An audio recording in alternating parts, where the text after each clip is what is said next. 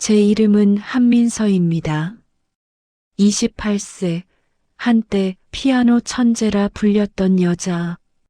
하지만 지금 제 손가락은 건반 대신 복수의 시나리오를 쓰고 있습니다. 언니 한세라, 당신이 저를 이렇게 만들었어요. 언니의 결혼식을 나서던 그날 밤, 저는 한강 다리 위에 서 있었습니다. 차가운 바람이 얼굴을 때렸지만 가슴속 분노는 더 차갑게 얼어붙어 있었습니다. 뛰어내릴까? 그 생각도 했습니다. 하지만 곧 깨달았죠. 제가 사라지면 언니는 오히려 편해질 거라는 걸. 아니, 저는 살아서 언니에게 똑같은 고통을 돌려줘야 했습니다. 핸드폰이 울렸습니다. 엄마, 아니 정은이었습니다. 그녀는 더 이상 제 엄마가 아니었어요. 세라 때문에 모든 걸 잃은 패배자일 뿐이었죠. 민서야, 엄마야. 제발 집에 와. 우리 이제 둘밖에 없잖아. 엄마는 항상 둘밖에 없었잖아요. 아빠가 버린 첫 번째 가족 생각은 한 번도 안 하면서 전화를 끊었습니다. 그때 제 앞에 한 남자가 다가왔습니다. 30대 중반쯤 되어 보이는 날카로운 인상의 남자. 그는 명함 하나를 건넸습니다. 강태산입니다. 변호사이자 당신 언니에 대해 잘 아는 사람이죠. 누구세요? 왜 절? 민서 씨, 복수하고 싶지 않으세요? 제대로 된 복수 말입니다. 그의 눈빛이 묘하게 빛났습니다. 저는 명함을 받아들었습니다. 강태산 법률사무소 대표 변호사. 그리고 뒷면에 손글씨로 적힌 문구. 한세라의 약점을 알고 있습니다. 사흘 후, 저는 강태산의 사무실에 있었습니다. 그는 두꺼운 파일을 제 앞에 펼쳤습니다. 민서 씨, 당신 언니가 만든 다큐멘터리 알죠? 그게 전부 합법적이었을 것 같아요? 파일 속에는 충격적인 내용들이 담겨 있었습니다. 세라가 불법 도청을 했다는 증거, 개인정보를 무단으로 수집한 기록, 심지어 엄마 정은이의 과거 연인을 협박해 거짓 증언을 받아낸 녹취록까지. 이게 진짜예요? 100% 진짜입니다. 당신 언니는 복수를 위해 범죄를 저질렀어요. 이걸 폭로하면 그녀의 감독 경력은 끝장나죠. 왜 저를 도우려는 거죠? 태사는 잠시 망설이다 입을 열었습니다. 5년 전 제 동생이 한세라의 다큐멘터리에 출연했습니다. 버려진 가족들이라는 작품. 동생은 아버지에게 버림받은 아이로 인터뷰했죠. 하지만 방송 후 신상이 털렸고 악플에 시달리다 자살했습니다. 저는 숨이 멎는 것 같았습니다. 세라는 동생을 보호해줄 의무가 있었어요. 하지만 조회수를 위해 동생의 얼굴을 모자이크도 없이 내보냈죠. 저는 5년간 당신 언니를 조사해 왔습니다. 복수할 방법을 찾으면서 우리는 그날 동맹을 맺었습니다. 상처받은 두 사람의 위험한 연대. 태사는 법적 무기를, 저는 가족이기에 접근할 수 있는 내밀한 정보를 제공하기로 했습니다. 첫 번째 단계는 간단해요. 세라와 박재우의 결혼을 흔드는 겁니다. 어떻게요? 재우 씨, 그 사람 진짜 세라를 사랑할까요? 아니면 죄책감에 묶인 걸까요? 태산의 말이 제 머릿속을 파고들었습니다. 맞아요. 재우 오빠는 세라 언니를 사랑한 게 아니었어요. 단지 자기 가문의 죄를 속죄하려 했을 뿐. 그렇다면 진짜 사랑이 나타나면? 일주일 후 저는 우연을 가장해 재우를 만났습니다. 그가 자주 가는 호텔바에서 민서, 여기서 왜? 오빠도 혼자 술 마시러 오시네요. 저랑 비슷하게 외로운가 봐요. 재우의 얼굴이 어두워졌습니다. 그는 이미 결혼 한 달 만에 지쳐 있었어요. 세라와의 집은 사랑이 아닌 죄책감으로 채워진 감옥이었으니까요. 민서, 미안해. 정말 미안해. 사과는 이제 지겨워요, 오빠. 그것보다 물어볼 게 있어요. 오빠, 행복해요? 세라 언니 곁에서? 재우는 대답하지 못했습니다. 그 침묵이 모든 걸 말해 주었죠. 저는 한 발짝 다가가 그의 손을 잡았습니다. 오빠, 우리 다시 시작할 수 없을까요? 이번엔 진짜로. 민서 안 돼. 나는 이미 결혼했다고요? 사랑 없는 결혼이잖아요. 오빠도 알잖아요. 우리가 진짜였다는 거. 그날 밤 저는 선을 넘었습니다. 재우도 결국 거부하지 못했어요. 죄책감과 외로움, 그리고 과거에 대한 그리움이 그를 무너뜨렸죠. 다음 날 아침 태산에게 전화했습니다. 1단계 성공이에요. 이제 세라 언니가 알게 만들어야죠. 당신 정말 냉정하네요. 민서 씨. 언니한테 배웠어요. 복수는 철저해야 한다고.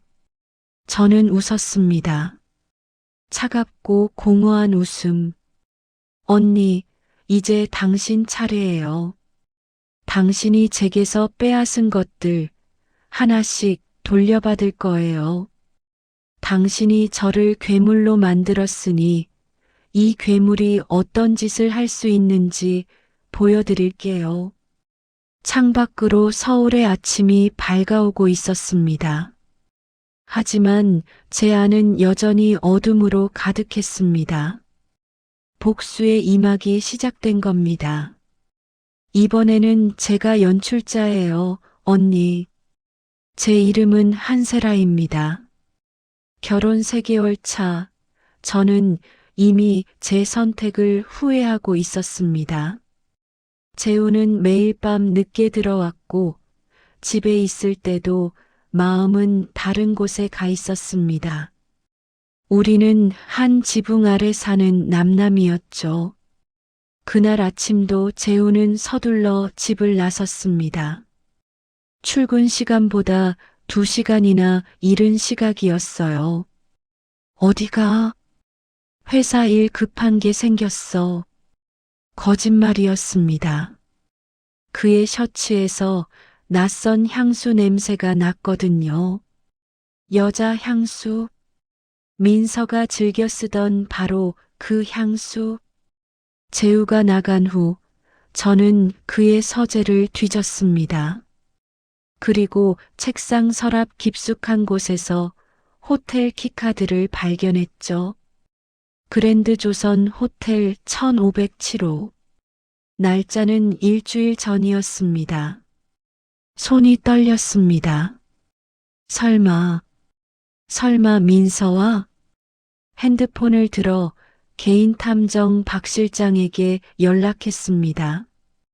복수를 준비하며 알게 된 그는 여전히 제 일을 맡고 있었어요. 박 실장님, 박재우 미행 좀 부탁드립니다. 오늘 당장요. 알겠습니다, 감독님. 그날 오후 박 실장에게서 사진이 도착했습니다. 재우와 민서가 강남의 한 레스토랑에서 마주 앉아 있는 모습.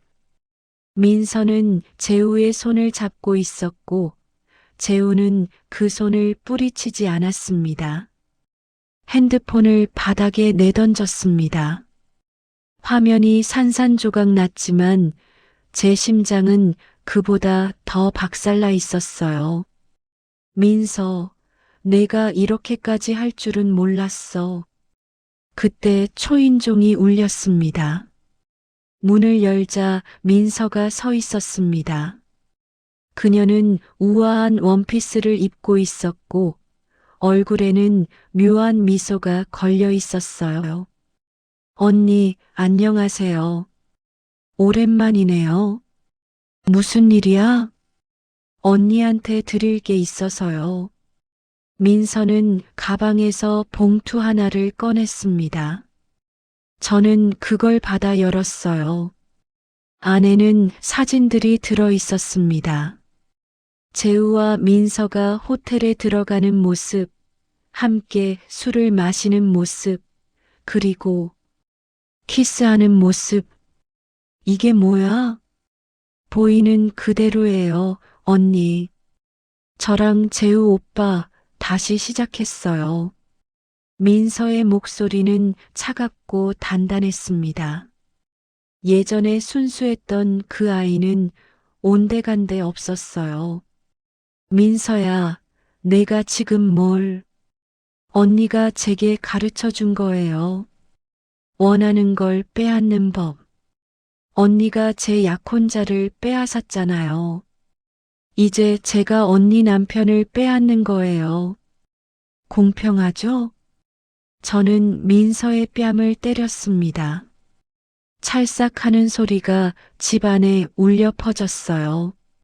민서의 얼굴이 옆으로 돌아갔지만 그녀는 웃고 있었습니다. 아파요, 언니. 근데 제가 언니한테 받은 상처보다는 덜한 것 같아요. 민서, 정신 차려. 너 이러는 거 아니야. 언니가 절 이렇게 만들었잖아요. 괴물은 괴물을 낳는 거예요. 민서는 돌아서서 나갔습니다. 저는 그 자리에 주저앉았어요. 복수가 복수를 낳는다는 말이 이런 의미였구나. 제가 뿌린 씨앗이 이렇게 독한 열매를 맺을 줄은.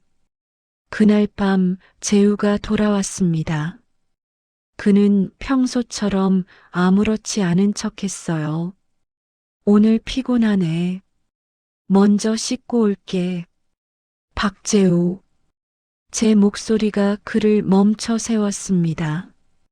민서 만났지?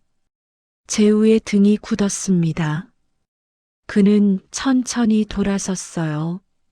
세라, 그게 거짓말하지 마. 다 알아. 호텔도 레스토랑도 키스도. 재우는 할 말을 잃었습니다. 그는 소파에 털썩 주저앉았어요. 미안해. 미안하다고? 그게 다야? 나도 모르겠어, 세라. 민서를 보면 내가 저지른 잘못이 떠올라. 그리고 너 옆에 있으면 숨이 막혀. 우리 결혼, 이게 맞는 건가 싶어. 제 심장이 무너져 내렸습니다. 하지만 저는 울지 않았어요. 이미 눈물도 마를 대로 말랐으니까. 나가. 세라. 나가라고. 민서한테 가. 당신이 원하는 거 거기 있잖아. 재우는 더 이상 변명하지 않았습니다. 그는 짐을 싸서 집을 나갔어요. 결혼 3개월 만에 별거였습니다. 혼자 남은 집은 너무 조용했습니다. 저는 거실 바닥에 앉아 엄마의 타다 남은 사진을 꺼내 들었어요. 엄마, 제가 복수하는 과정에서 제 인생도 파괴했어요. 그런데 이제 그 복수가 다시 저한테 돌아오고 있어요. 이게 인과응보인가요? 다음 날 강태산이라는 변호사에게서 연락이 왔습니다. 한세라 감독님이시죠? 뵐 일이 있습니다. 누구시죠? 한민서 씨의 법률 대리인입니다. 그리고 당신의 다큐멘터리에 법적 문제가 있다는 걸 알려드리려고요. 심장이 철렁했습니다. 무슨 말씀이세요? 직접 만나서 얘기하죠. 내일 오전 10시 제 사무실로 오시겠습니까? 안 오시면 바로 고소장 넣겠습니다. 불법 도청, 개인정보 무단 수집, 허위사실 유포, 혐의가 꽤 많네요.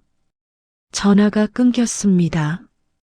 저는 멍하니 앉아 있었어요. 민서는 단순히 재우를 빼앗는 것으로 끝낼 생각이 아니었습니다. 그녀는 제 모든 것을 무너뜨릴 계획이었어요. 제가 그녀에게 했던 것처럼 그날 밤 저는 제 다큐멘터리를 다시 봤습니다. 그리고 깨달았어요. 제가 정은이를 무너뜨리기 위해 사용한 방법들 중 상당수가 불법이었다는 걸. 저는 복수에 눈이 멀어 선을 넘었던 겁니다. 핸드폰이 울렸습니다. 민서였어요. 언니, 내일 변호사 만나시죠? 걱정 마세요. 제가 원하는 건 단 하나예요. 뭔데? 무릎 꿇고 사과하세요. 카메라 앞에서. 그리고 인정하세요. 언니가 괴물이었다고. 그럼 고소 안 할게요. 민서, 제발. 언니가 저한테 했던 말 기억나요? 이제 당신 차례라고 했잖아요. 맞아요, 언니. 이제 제 차례예요. 전화가 끊겼습니다. 저는 거울 앞에 섰어요. 거울 속 제 모습은 낯설었습니다. 복수에 성공했지만 모든 걸 잃은 여자. 그리고 이제 그 복수의 대가를 치러야 하는 여자. 민서, 넌 나보다 더 무서운 괴물이 되어버렸구나. 그리고 그건 전부 내 탓이야.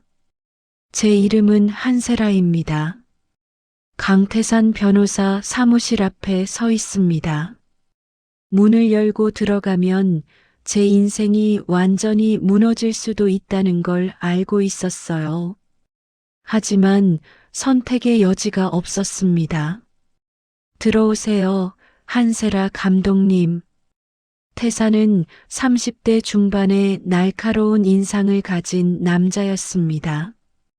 그는 책상 위에 두꺼운 파일을 펼쳐 놓았어요. 앉으시죠. 커피라도 드릴까요? 됐어요. 본론만 말하세요. 태산은 미소를 지었습니다. 하지만 그 미소는 전혀 따뜻하지 않았어요.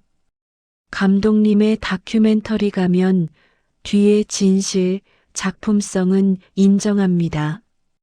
하지만 제작 과정이 문제네요. 정은희 씨의 통화 내용을 불법 도청했죠. 여기 통신사 기록이 있습니다. 감독님이 고용한 탐정이 해킹으로 얻은 자료예요. 제 얼굴이 하얗게 질렸습니다. 그리고 정은희 씨의 옛 연인 장민호 씨를 협박해 거짓 증언을 받아냈죠. 여기 녹취록이 있습니다. 증언하지 않으면 당신 가족에게 과거를 폭로하겠다고 하셨던 거 기억나시죠? 그건 진실을 밝히기 위해. 진실이요? 아니면 복수요? 태산의 눈빛이 차갑게 빛났습니다. 한세라 감독님, 5년 전 버려진 가족들이라는 다큐멘터리 기억하시죠? 갑자기 왜 그 이야기가 나오는지 몰랐습니다. 거기 출연했던 강민준이라는 소년, 제 동생이었습니다. 심장이 멈추는 것 같았습니다. 민준이는 감독님을 믿었어요. 얼굴을 가려주고 신상을 보호해 줄 거라고 했잖아요. 근데 방송에는 모자이크도 없이 나갔죠. 조회수가 중요했으니까요. 저는 그런 지시를 안 했어요. 방송국에서 거짓말 마세요. 여기 최종 편집 승인서가 있습니다. 감독님 서명이 되어 있어요. 민준이는 방송 후 학교에서 불쌍한 애, 버림받은 애로 낙인 찍혔습니다. 악플은 수천 개였고 SNS는 지옥이 됐죠. 태산의 목소리가 떨렸습니다. 민준이는 견디지 못했어요. 방송 3개월 후 한강에 뛰어들었습니다. 17살이었어요. 저는 할 말을 잃었습니다. 그 사건 기억났어요. 하지만 저는 제 책임이 아니라고 그냥 불운한 사고라고 외면했었죠. 미안해요. 정말 몰랐어요. 몰랐다고요? 유족이 연락했을 때 감독님은 법적 책임 없음이라는 답변만 보냈잖아요. 사과 한마디 없이. 태사는 파일을 닫았습니다. 이제 아시겠죠? 제가 왜 민서 씨를 돕는지. 우리는 같아요. 감독님의 복수에 희생된 사람들. 그래서 어쩌자는 거예요? 민서 씨의 요구대로 하세요. 공개 사과하고 감독님의 비윤리적 제작 과정을 인정하세요. 그럼 고소는 안 합니다. 그럼 제 경력은 끝나요. 민준이의 인생도 끝났습니다. 17에 저는 사무실을 나왔습니다. 다리에 힘이 풀려 건물 계단에 주저앉았어요. 제가 복수하는 과정에서 얼마나 많은 사람들을 다치게 했는지 그제야 보이기 시작했습니다. 핸드폰이 울렸습니다. 민서였어요. 언니, 변호사 만났죠? 어때요, 제 선물? 민서야, 우리 만나서 얘기하자. 싫어요. 언니 목소리도 듣기 싫어요. 3일 드릴게요. 3일 안에 결정하세요. 공개 사과 방송할 건지, 법정에서 볼 건지. 집으로 돌아오니 또 다른 악재가 기다리고 있었습니다. 방송국 PD에게서 온 메일이었어요. 세라 감독님, 다음 프로젝트 무기한 보류합니다. 최근 제작 방식에 대한 논란이 있어서요. 이해해 주시기 바랍니다. 하나둘씩 무너지기 시작했습니다. 제가 쌓아 올린 명성, 커리어, 모든 것이 그날 밤 정은이에게서 전화가 왔습니다. 제가 무너뜨렸던 그 여자, 세라야, 나야.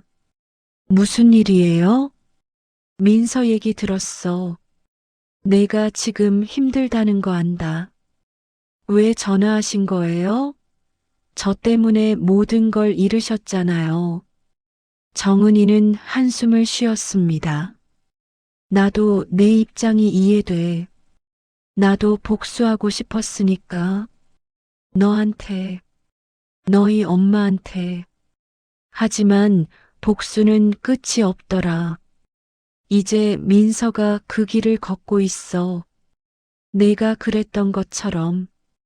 제가 뭘 어떻게 해야 하는데요? 멈춰야지. 누군가는 이 복수의 사슬을 끊어야 해. 민서한테 진심으로 사과해.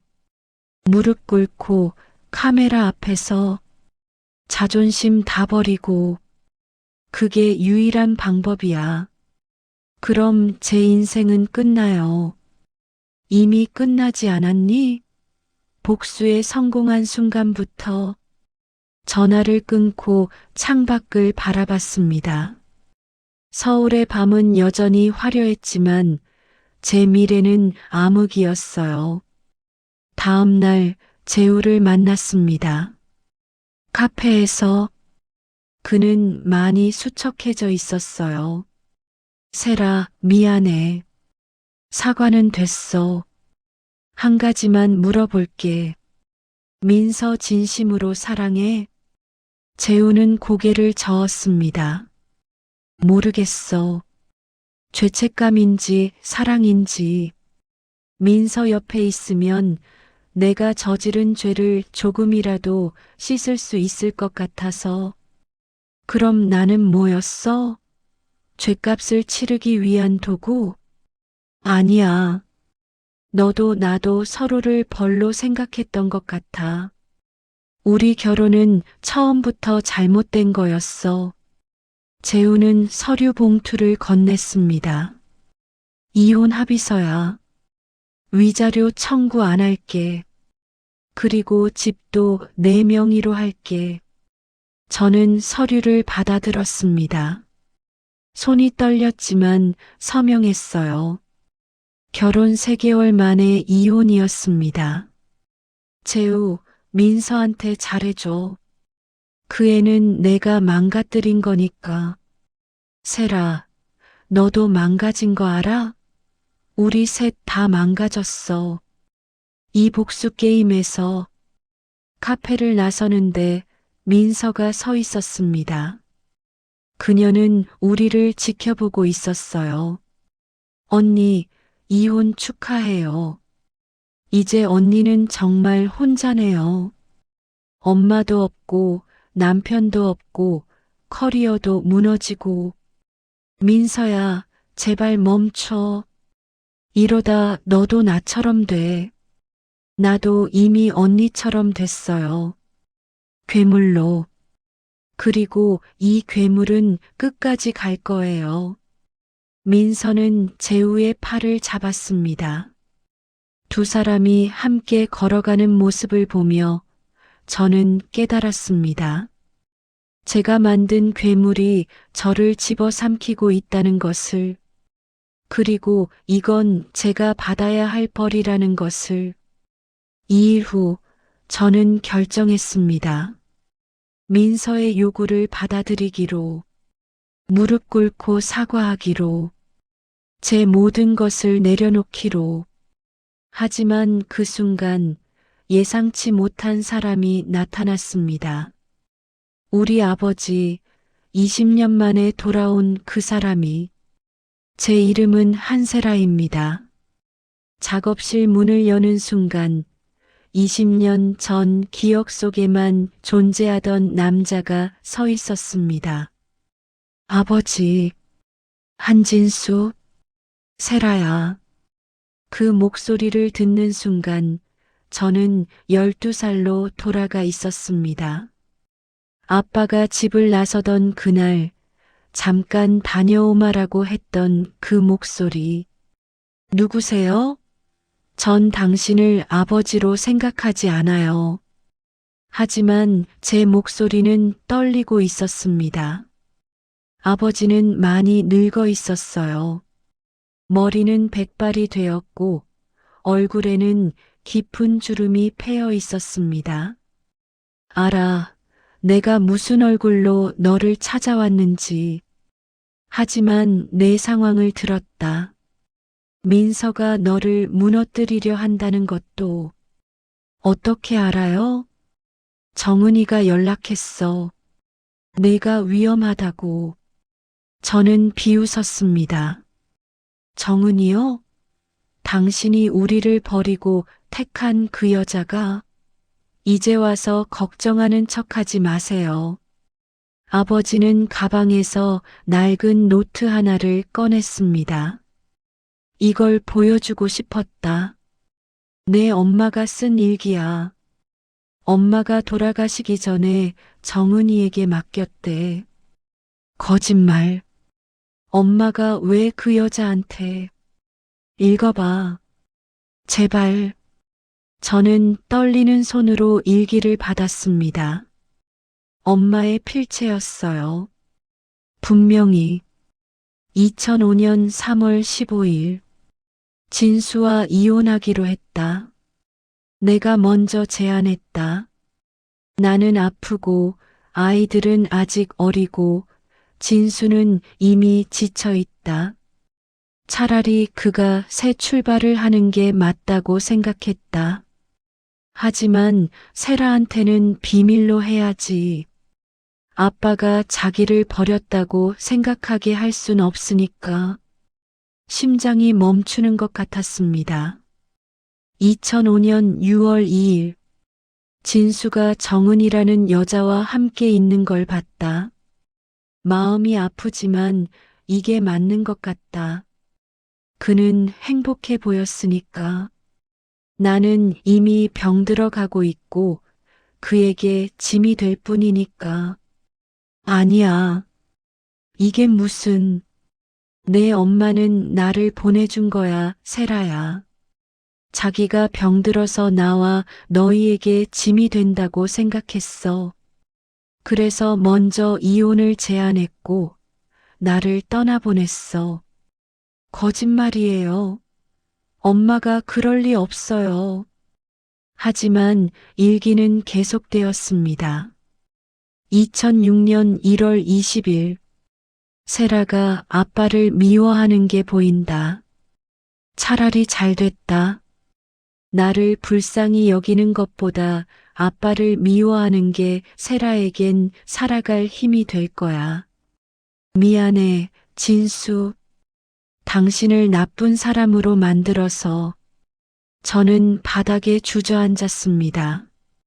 20년간 제가 믿었던 진실이 무너지는 순간이었어요. 내 엄마는 너를 사랑했어, 세라야. 너무 사랑해서 자기 목숨보다 내 미래가 중요했어. 그래서 나를 원망하며 살아가는 내 모습을 선택한 거야. 너한테 살아갈 이유를 주려고. 그럼 아버지는요? 왜 20년 동안 나타나지 않은 거예요? 아버지의 눈에 눈물이 고였습니다. 엄마의 마지막 부탁이었어. 세라가 당신을 미워하게 놔두세요. 그게 세라가 살아가는 힘이 될 거예요 라고. 나는 그 약속을 지켰어. 그럼 정은이는요? 민서는요? 정은이와 결혼한 건 맞아. 민서도 내 딸이고. 하지만 나는 단 하루도 너희 엄마를 잊은 적이 없었어. 정은이도 알고 있어. 내가 첫사랑을 잊지 못한다는 걸. 그때 작업실 문이 열렸습니다. 민서가 서 있었어요. 그녀의 얼굴은 창백했습니다. 아빠, 여기서 뭐 하세요? 민서야, 언니한테 왜 온 거예요? 언니는 우리 가족을 파괴한 사람이잖아요. 민서야 아니란다. 진실? 아빠가 첫 번째 가족을 버렸다는 게 진실이잖아요. 그리고 언니가 엄마를 무너뜨렸다는 것도. 민서의 목소리가 떨렸습니다. 그녀의 눈에도 눈물이 고여 있었어요.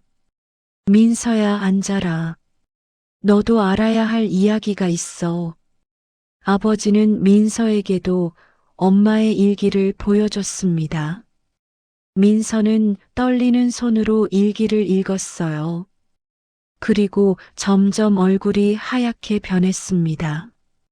아니야. 이럴 수가. 너희 둘 다 피해자야. 세라는 엄마를 잃었고, 민서 너는 아빠의 온전한 사랑을 받지 못했지. 하지만 그건 서로의 잘못이 아니야. 저는 민서를 바라봤습니다. 그녀도 저를 보고 있었어요. 20년간 쌓인 오해와 증오가 우리 사이에 높은 벽처럼 서 있었습니다. 언니, 그럼 언니가 우리 엄마를 무너뜨린 건요? 나도 잘못했어, 민서야. 복수에 눈이 멀어서 내 엄마를 공정하게 대하지 않았어. 불법적인 방법도 썼고, 아버지가 우리 둘을 바라봤습니다. 너희 엄마들은 서로 원수가 아니었어. 세라 엄마는 정은이를 원망하지 않았어. 일기에도 썼지. 정은이가 진수를 행복하게 해줬으면 좋겠다고. 거짓말.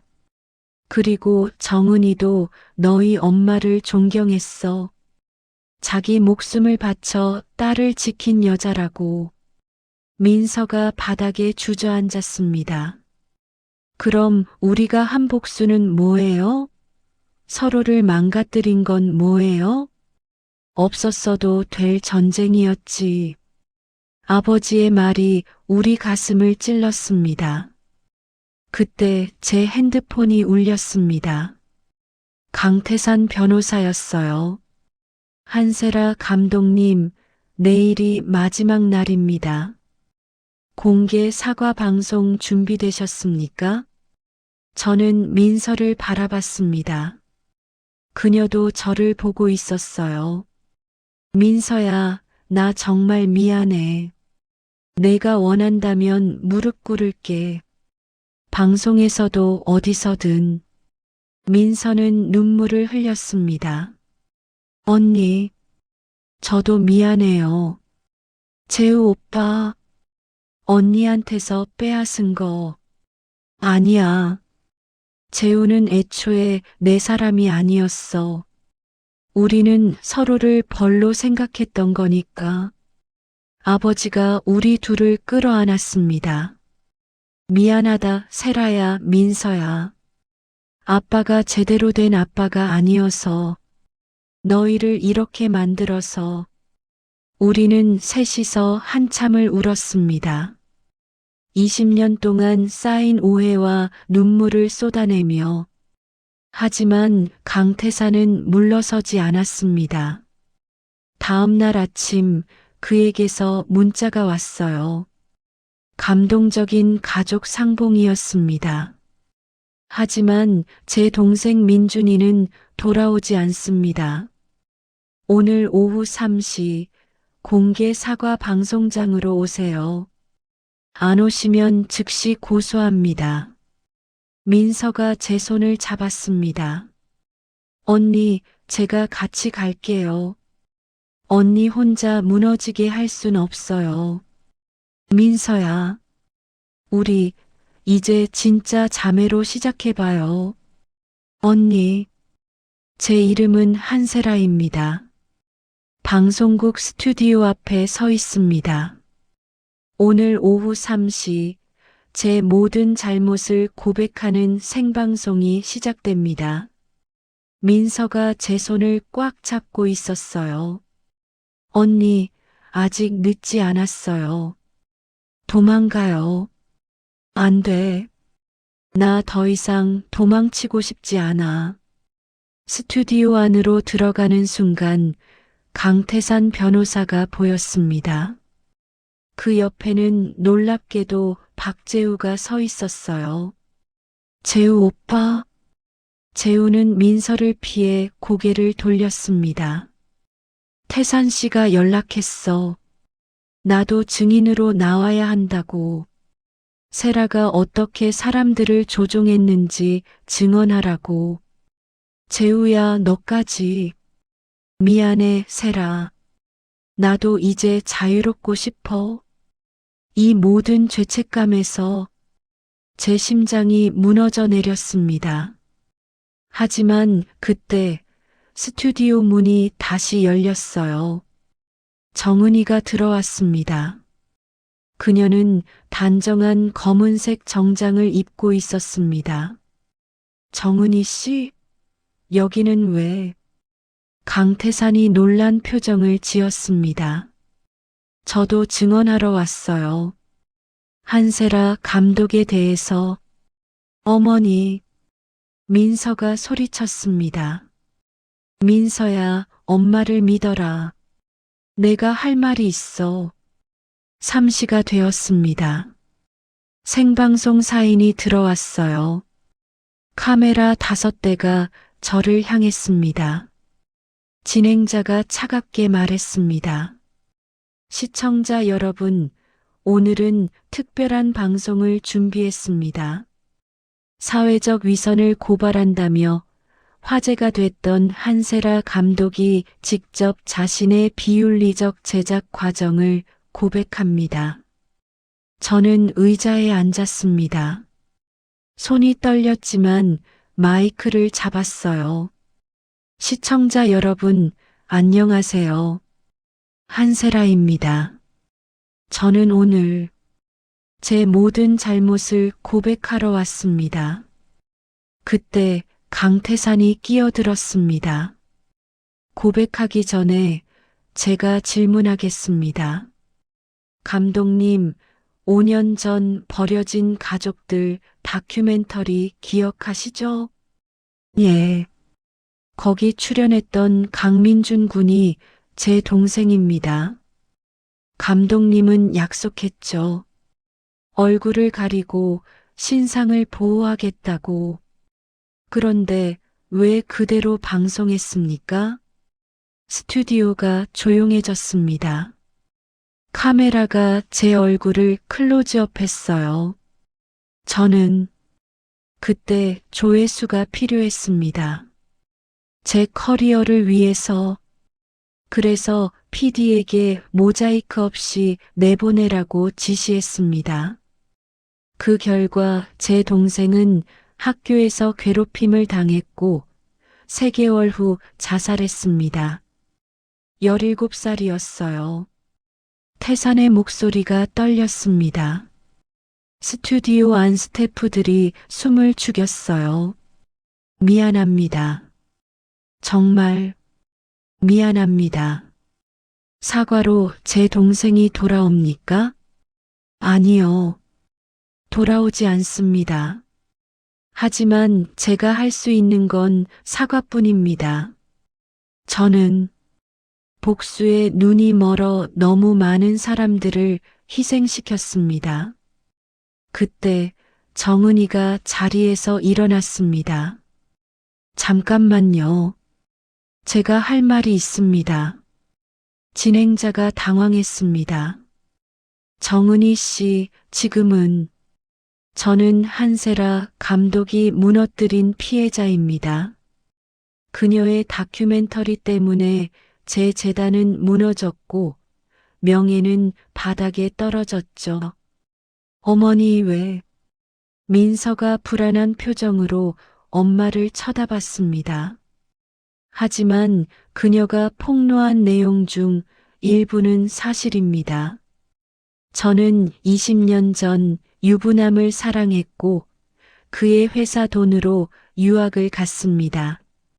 그의 첫 번째 아내가 병들어 가는 걸 알면서도 스튜디오가 술렁였습니다. 저는 한세라 감독을 원망했습니다. 하지만 제가 먼저 저질렀던 죄가 있었어요. 그녀의 엄마 박수진 씨는 제가 평생 미안해해야 할 뿐입니다. 정은이의 눈에서 눈물이 흘러내렸습니다. 수진 언니는 죽기 전에 저한테 편지를 보냈어요. 정은아, 진수를 행복하게 해줘. 그리고 내 딸을 미워하지 마. 세라는 복수하려 할 거야. 하지만 그건 내 딸이 살아가는 방법이니까라고. 저는 눈물을 참을 수 없었습니다. 엄마가 그런 편지를. 수진 언니는 끝까지 당신을 지키려 했어요, 세라. 그런데 나는 뭘 했죠? 제 딸만 생각하고 당신을 원망하고 저도 잘못했어요. 강태산이 자리에서 일어났습니다. 감동적인 고백이네요. 하지만 제 동생은 돌아오지 않습니다. 한세라 감독님, 무릎 꿇으세요. 카메라 앞에서 지금 스튜디오가 얼어붙었습니다. 저는 천천히 자리에서 일어났어요. 그리고 무릎을 꿇으려는 순간, 안 돼요. 민서가 제 앞으로 뛰어와 저를 가로막았습니다. 민서야, 비켜. 싫어요. 언니 혼자 이 모든 걸 짊어질 순 없어요. 민서는 카메라를 향해 외쳤습니다. 저도 고백할 게 있어요. 저는 한민서, 정은이의 딸입니다. 저도 복수했어요. 언니의 남편을 유혹했고 언니를 무너뜨리려 했어요. 저도 괴물이에요. 민서야. 재우가 달려와 민서를 붙잡았습니다. 그만해, 민서. 내가 왜? 오빠도 공범이잖아요. 오빠도 저한테 흔들렸잖아요. 죄책감 때문에. 우리 모두 공범이에요. 그때 스튜디오 문이 벌컥 열렸습니다. 아버지 한진수가 들어왔어요. 그는 숨을 헐떡이며 카메라 앞에 섰습니다. 잠깐, 제가 할 말이 있습니다. 아빠, 저와 민서가 동시에 외쳤습니다. 저는 한진수입니다. 20년 전 가족을 버린 무책임한 아버지. 모든 것의 시작은 저였습니다. 아버지는 카메라를 똑바로 쳐다봤습니다. 제가 회사를 제대로 경영했다면, 제가 아내의 병을 미리 알아챘다면, 제가 딸들에게 진실을 말했다면, 이 모든 비극은 일어나지 않았을 겁니다. 아빠, 그만하세요. 안 돼, 세라야. 아빠가 말해야 해. 20년 동안 숨어 살면서 너희가 서로를 미워하게 만든 건 나야. 아버지는 무릎을 꿇었습니다. 카메라 앞에서 제 딸들에게 사과합니다. 세라야, 민서야, 아빠가 못나서 미안하다. 너희가 서로를 증오하게 만들어서 미안하다. 스튜디오 안의 모든 사람들이 숨을 죽였습니다. 저는 아버지에게 달려가 그를 일으켰어요. 아빠, 일어나세요. 이건 아빠 잘못이 아니에요. 민서도 달려왔습니다. 우리 셋은 카메라 앞에서 끌어안고 울었습니다. 강태산이 천천히 다가왔습니다. 그의 눈에도 눈물이 고여 있었어요. 한세라 감독님, 예, 제 동생 민준이는 17살이었어요. 복수할 힘도 없이 세상을 떠났죠. 하지만 당신 가족을 보니 제가 복수한다고 해서 민준이가 돌아오는 건 아니라는 걸 알겠네요. 태산 씨, 고소는 취하하겠습니다. 대신 약속하세요. 다시는 복수를 위해 다른 사람을 희생시키지 않겠다고. 약속합니다. 제 남은 인생을 속죄하며 살겠습니다. 태사는 고개를 끄덕이고 스튜디오를 나갔습니다. 그의 뒷모습은 쓸쓸했지만 어깨는 가벼워 보였어요. 생방송이 끝났습니다.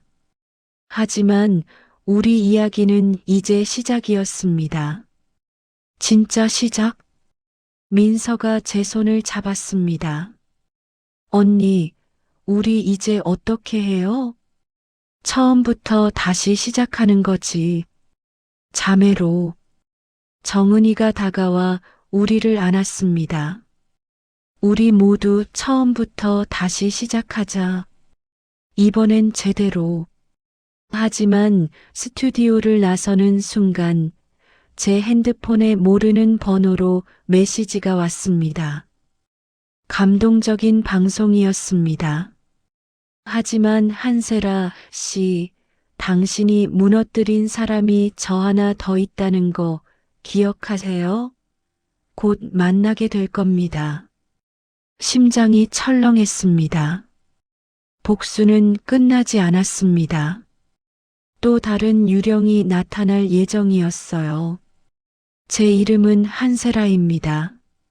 생방송 이후 일주일 저는 매일 밤 그 문자 메시지를 들여다봤습니다.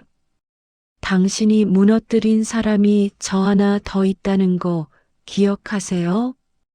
대체 누구일까요? 제가 지난 10년간 복수하며 스쳐간 사람들이 너무 많았어요. 인터뷰 대상자들, 취재원들, 그들의 가족들까지. 월요일 아침 작업실 문을 열자 한 여자가 서 있었습니다. 40대 초반으로 보이는 그녀는 단정한 옷차림에 차갑게 빛나는 눈을 가지고 있었어요. 한세라 감독님 기억하시나요? 저를. 누구시죠? 김윤희입니다. 8년 전 감독님의 두 번째 다큐멘터리 탐욕의 끝에 출연했던 내부 고발자. 기억이 떠올랐습니다. 대기업 회계 비리를 폭로했던 여성. 제 다큐멘터리로 그 회사는 무너졌고 저는 신인 감독상을 받았었죠. 아, 김윤희 씨. 오랜만이네요. 오랜만이라니, 감독님은 제 인생이 어떻게 됐는지 아세요? 그녀의 목소리에 도끼가 서려 있었습니다. 방송 후 저는 업계에서 완전히 매장당했어요. 배신자, 밀고자로 낙인 찍혔죠. 어느 회사도 저를 채용하지 않았어요. 남편은 견디지 못하고 이혼을 요구했고, 아들은 학교에서 왕따를 당했습니다. 윤희 씨, 저는 몰랐어요. 그 후를. 몰랐다고요? 아니죠. 감독님은 알고도 외면했어요. 제가 전화했을 때 더 이상 연락하지 말라고 하셨잖아요. 당신은 상 받고 유명해지고 저는 인생이 파괴됐는데. 윤희는 가방에서 서류 뭉치를 꺼냈습니다. 이거 보세요. 제 아들 강준, 작년에 우울증으로 정신병원에 입원했어요. 엄마 때문에 인생이 망가졌다고 저를 원망하면서. 그 아이, 이제 겨우 16이에요. 제 손이 떨렸습니다. 제 인생을 돌려주세요. 한세라 감독님. 아니면 똑같이 갚아주세요. 윤희 씨, 제가 어떻게. 간단해요. 감독님이 가장 소중히 여기는 걸 빼앗는 거죠. 방송 보니까 이제 막 가족을 되찾으셨더라고요. 아버지, 동생이랑. 심장이 얼어붙었습니다. 민서 씨, 그 어린 친구 측은하더라고요. 언니 때문에 괴물이 됐다면서요? 그 아이한테 다가가면 쉽게 무너뜨릴 수 있을 것 같던데. 민서는 건드리지 마세요. 왜요? 감독님은 제 아들 건드리는 거 괜찮았잖아요. 윤희는 냉소적으로 웃었습니다. 일주일 드릴게요. 일주일 안에 제 아들을 치료할 방법을 찾아주세요. 그리고 제가 다시 업계로 돌아갈 수 있게 해주세요. 못하시면 민서 씨가 어떻게 되든 모르죠. 윤희가 떠난 후 저는 바닥에 주저앉았습니다. 복수는 정말 끝이 없었어요. 제가 뿌린 씨앗들이 하나씩 독한 열매가 되어 돌아오고 있었습니다. 민서에게 전화를 걸었습니다. 언니, 무슨 일이에요? 민서야, 당분간 조심해. 혹시 모르는 사람이 접근하면 바로 나한테 연락해. 왜요? 무슨 일 있어요? 아니야. 그냥 조심해. 전화를 끊고 저는 8년 전 자료들을 뒤지기 시작했습니다. 김윤희, 그녀의 고발로 무너진 회사, 그리고 제가 무시했던 그녀의 간절한 전화들, 파일 속에서 낡은 녹취록을 발견했습니다. 윤희가 남긴 음성 메시지들이었어요. 감독님, 저 김윤희예요. 회사에서 소송을 걸었어요. 제발 도와주세요. 감독님, 남편이 이혼하자고 해요. 제가 뭘 잘못한 건가요?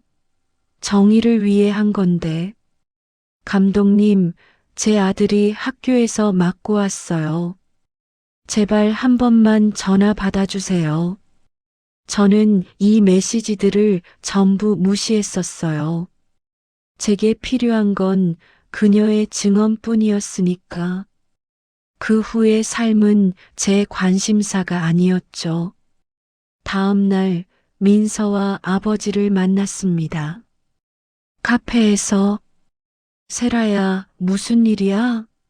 얼굴이 안 좋은데. 아빠, 제가 또 잘못을 저질렀어요. 8년 전에 저는 윤희의 이야기를 했습니다. 민서의 얼굴이 창백해졌어요. 언니, 그럼 저 때문에 그 사람이. 아니야, 민서야. 이건 내 잘못이야. 내가 해결해야 해. 아버지가 제 손을 잡았습니다. 세라야, 이번엔 혼자 하지 마. 우리가 도울게. 하지만 아빠, 이건 가족이 뭐 하는 거냐? 함께 짐을 나눠지는 거지. 민서도 고개를 끄덕였습니다. 언니, 우리 같이 윤희 씨 만나요. 제가 무릎 꿇고 사과할게요. 언니 때문에 고생하신 거니까. 민서야, 너는 아무 잘못 없어. 언니도 혼자 짊어지지 마세요. 이제 우리 가족이잖아요. 우리는 김윤희를 만나기로 했습니다.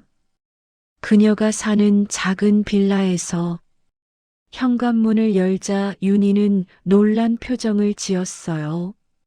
셋이서 왔네요? 무슨 계획이라도 세우셨어요?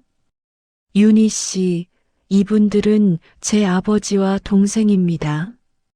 제 잘못 때문에 고생하신 거 같이 사과드리러 왔어요. 윤희는 비웃었습니다. 사과요? 사과로 제 인생이 돌아와요? 아버지가 한 걸음 앞으로 나갔습니다.